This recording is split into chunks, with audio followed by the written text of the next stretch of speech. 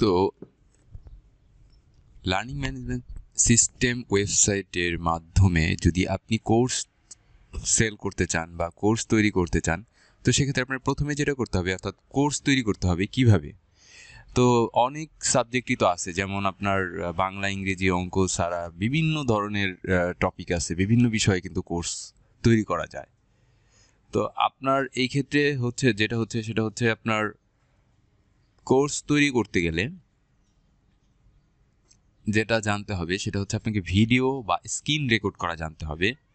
তো screen record করার ক্ষেত্রে আপনাকে যে ক্যামতাশিয়া আছে, ক্যামতাশিয়া ব্যবহার করলে আপনি ইজিলি একটা ভিডিও তৈরি করতে পারবেন। আর আমি আজকে একটা জটিল বিষয় দেখাচ্ছি, সেটা হচ্ছে অঙ্ক, অর্থাৎ ম্যাথ। এই ম্যাথটা কিন্তু অনেক কঠিন একটা বিষয়, যে বোঝানোর জন্য অনেক কঠিন একটা বিষয়। তো এটা কিভাবে আপনি বোঝাতে পারেন, কিভাবে স্ক্রিন রেকর্ড করতে পারেন, সেটা কিন্তু আমরা আজকে দেখব। তো প্রথমে যেটা করতে পারেন সেটা হচ্ছে আপনি যে গাইড বা সমাধান গাইড দেখেন, সেই গাইড থেকে যে অঙ্কটি আপনাকে বোঝাতে চান সেই অঙ্কের একটা ছবি তুলবেন। সেই অঙ্কের ছবি তুলে আপনি কি করতে পারেন, সেই ছবিটাকে ক্রপ করতে পারেন। কোথায় কোথায় ক্রপ করবেন? যেখানে আপনার গাইডের নাম, গাইডের একটা নাম থাকে, বা যে কোম্পানির গাইড সেটা একটা নাম থাকে, সেটা ক্রপ করতে পারেন, এবং পাতা নাম্বারটা ক্রপ করতে পারেন, এবং আননেসেসারি যে অংশ আছে সেগুলো কিন্তু ক্রপ করে একটা ইমেজ বা একটা ফটো তৈরি করতে পারেন। আর এছাড়া আপনি অঙ্ক কষে, খাতায় কষে বা অঙ্কের একটা ছবি তুলে সেই ছবিটাও কিন্তু আপনি সেই ছবিটাকে নিয়েও কিন্তু আপনি বোঝাতে পারেন, ডিসক্রাইব করতে পারেন। তো আপনার মেইন ফোকাসটাই হচ্ছে অর্থাৎ আপনি একটা বিষয় কিভাবে আপনি বুঝিয়ে বা একটা বিষয়কে পড়িয়ে আপনি আপনার স্টুডেন্টদেরকে প্রদর্শন করবেন, সেটাই হচ্ছে আপনার মূল থিম। তো এখন আমরা দেখতে যাচ্ছি একটা প্রশ্ন, একটা সমাধান, একটা অঙ্ক, যেখানে একটা প্রশ্ন আছে, সেটা হচ্ছে জাহেদ 10% কমিশনে একটি বই ক্রয় করে দোকানিকে 180 টাকা দিলে বইটির প্রকৃত মূল্য কত? তো এখানে বোঝার বিষয় হচ্ছে কমিশনটা কি। কমিশনটা হচ্ছে একটা ছাড় বা কম নেওয়া। তো কতটা কম নিয়েছে? 10% কম নিয়েছে। এখানে 10%টা কি, আর কত টাকা দিয়েছে দোকানিকে? দোকানিকে 180 টাকা দিয়েছে। তার মানে বইটার মূল্য আরো বেশি। কতটা বেশি? 10% বেশি। তো 10% কমে কিনতে পেরেছে জাহেদ, জাহেদ নামে একজন ব্যক্তি, সে 10% কমে কিনতে পারছে। তো সেক্ষেত্রে এই 10% যোগ 180, টোটাল যে টাকাটা হবে সেই টাকাটাই কিন্তু প্রকৃত মূল্য। তো এখন আমরা ধরে নিলাম যে আমরা জানি না 10% টাকাটা কত টাকা হতে পারে। আর পার্সেন্টের হিসাবটা কি? পার্সেন্টের একটা ফর্মুলা আছে, সেই ফর্মুলা অনুযায়ী কিন্তু আমাদেরকে অঙ্কটা করে তারপরে দেখাতে হবে। আমি যদি জেনেও থাকি যে বইটার প্রকৃত মূল্য কত, আমি কিন্তু ক্যালকুলেটর দিয়ে কাজটা করে দিলেও কিন্তু আমরা পারি, কিন্তু সেটা কিন্তু হবে না। আমাদেরকে পার্সেন্ট অনুযায়ী 10%-এর যে কমিশনের হিসাবটা আছে, এই পার্সেন্ট অনুযায়ী কাজ করেই কিন্তু আমাকে অঙ্কটা সমাধান করতে হবে। তো এখানে দেখুন কিভাবে লিখতে হবে। আপনার স্টুডেন্টরা কিন্তু এইভাবেই লিখবে যে 10% কমিশনে বইটির প্রকৃত মূল্য 100 টাকা হলে ক্রয় মূল্য 100 বিয়োগ 10 সমান 90 টাকা।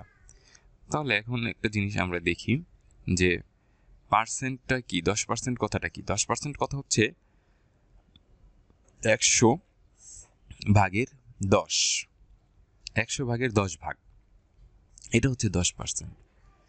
তাহলে প্রকৃত মূল্যটা যদি 100 টাকা হয়, তাহলে কমিশনটা ছিল কত? 10।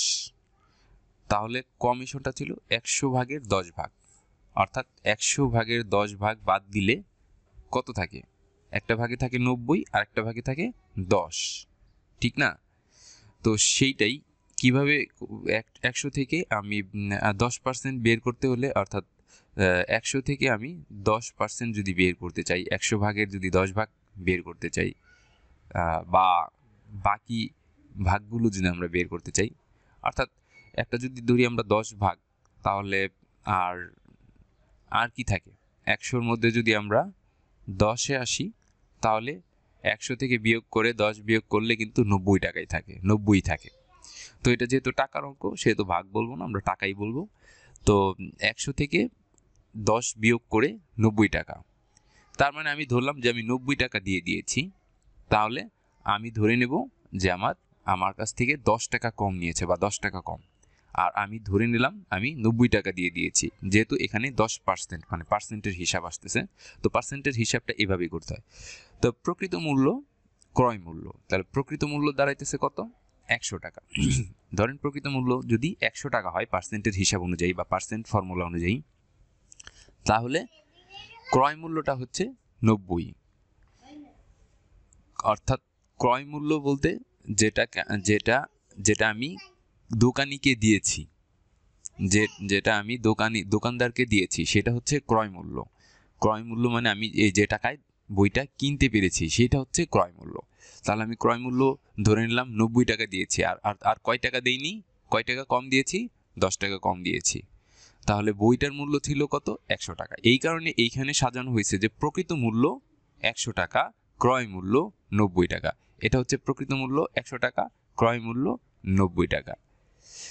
তো তারপরের পার্টটা কি? তারপরের অংশ হচ্ছে প্রকৃত মূল্য ভাগ ক্রয় মূল্য। প্রকৃত মূল্য ভাগ ক্রয় মূল্য, এগুলো হচ্ছে আসলে ফর্মুলা অর্থাৎ সূত্রের মতো, শতকরার হিসাব অনুযায়ী। তাহলে প্রকৃত মূল্য কত? 100 টাকা, অর্থাৎ প্রকৃত মূল্য 100 টাকা, ক্রয় করেছি কত টাকায়? 90 টাকায়। প্রকৃত মূল্য যদি 90 টাকা হয়, তাহলে 100 আর 90, এই বিষয়টা একটু গোঁজামিল থাকলো, যেহেতু পুরোটা আমি ভালো করে বুঝিনি।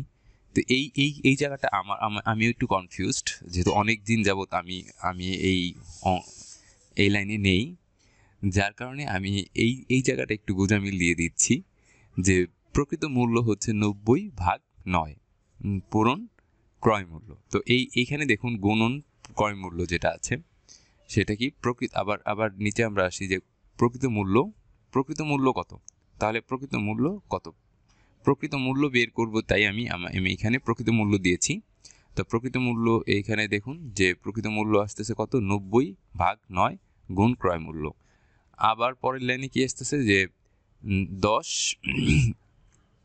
ভাগ 9 গুণন 180, অর্থাৎ এই 180 টাকা ছিল আমার ক্রয় মূল্য, আর এই যে 10 ভাগ 9 যেটা আছে সেটা হচ্ছে আমি ডিসকাউন্ট পেয়েছিলাম বা আমার কমিশন পেয়েছিলাম বা আমার কম নেওয়া হয়েছে আমার থেকে বা জাহেদের থেকে।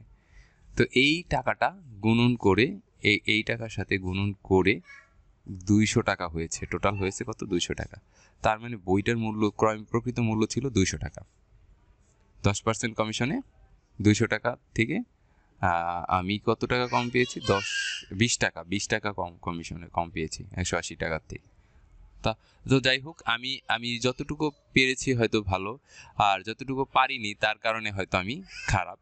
আর এইভাবে ভিডিও তৈরি করার মাধ্যমে একটা স্টুডেন্ট যখন আপনার 2-1টা ফ্রি কোর্স বা ফ্রি ভিডিও দেখবে, তখন কিন্তু আপনার সম্বন্ধে জাজ করতে পারবে আপনার কোর্স কিনে তার কোনো লস হবে কিনা, সে উপকৃত হতে পারবে কিনা সেটা কিন্তু বুঝতে পারবে। যেমন আমার মতো হলে, মানে আমি যেমনভাবে বুঝিয়েছি সেইখানে কিছুটা ভালো হয়েছে হয়তো, আর বেশিরভাগ অংশই খারাপ হয়ে গেছে, যার কারণে আমার দ্বারা কিন্তু স্টুডেন্ট পড়ানো সম্ভব হচ্ছে না, বা আমার স্টুডেন্টরাও কিন্তু আসবে না, আমার এখানে কোর্স এনরোল করতে আসবে না।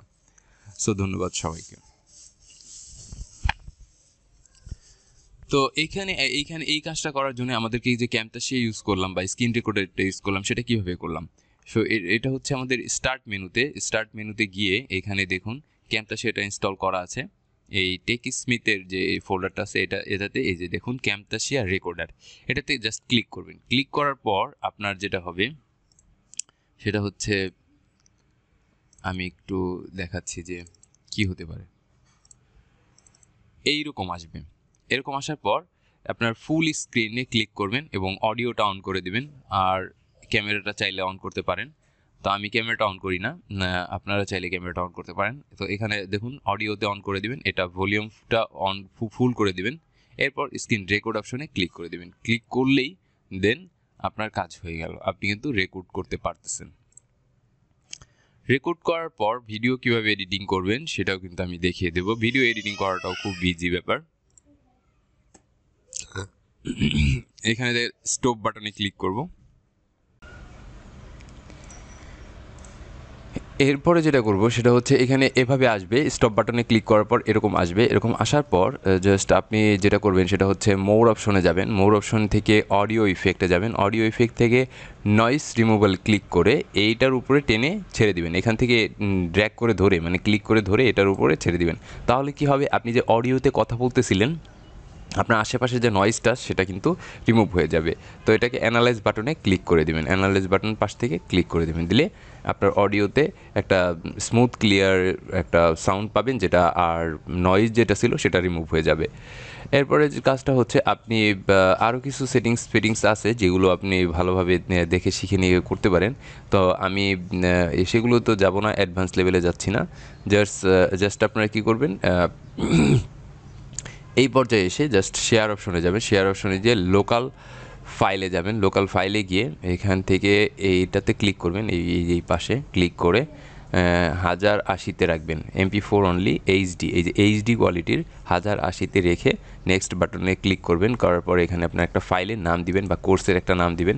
প্রতিদিন যদি হয় তাহলে ডেটের নাম দিতে পারেন বা একটা কোর্সের নাম দিতে পারেন, দিয়ে কিন্তু জাস্ট আপনি সেভ করে রাখতে পারেন। ফিনিশ অপশনে ক্লিক করলেই আপনার এটা রেন্ডারিং হয়ে যাবে। রেন্ডারিং হয়ে কোন ফোল্ডারটাতে গিয়ে আপনি ভিডিওটা পাবেন সেটা হচ্ছে আপনার ডকুমেন্টসের ভিতরে ক্যামতাসিয়া ফোল্ডারের ভিতরে কিন্তু আপনি আপনার এই রেকর্ডটা পাবেন। আমি জাস্ট এটা টেস্ট দিয়ে আমি একটা ফিনিশ অপশনে ক্লিক করে দিচ্ছি।